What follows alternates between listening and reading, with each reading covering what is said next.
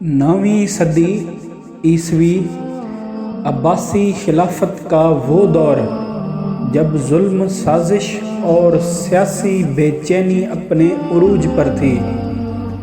ایسے ماحول میں ایک ہستی علم، عبادت اور صبر کا چراغ بن کر اٹھی۔ وہ تھے امام حسن عسکری رضی اللہ تعالی عنہ، اہل بیت کے 12ویں امام، جو سامرہ میں قید کے باوجود ایمان کے قلعے کو مضبوط رکھتے رہے۔ امام حسن عسکری رضی اللہ تعالی عنہ کا سب سے بڑا ہتھیار ان کا علم تھا۔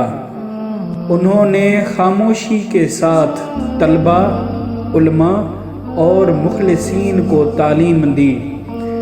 ان کے علم کی گہرائی نے امت کے سینوں میں ایمان کی شمع روشن رکھی۔ عباسی خلیفہ کے جاسوس بھی ان کے اخلاق و کردار سے متاثر ہوئے بغیر رہ نہ سکے۔ امام کو بارہا قید کیا گیا، لیکن انہوں نے کبھی شکایت نہیں کی۔ ان کا سکون اور صبر دشمنوں کے دلوں کو بدل دیتا تھا۔ انہوں نے ہمیں یہ سبق دیا کہ ایمان صرف جنگ نہیں بلکہ برداشت اور حکمت کا نام ہے۔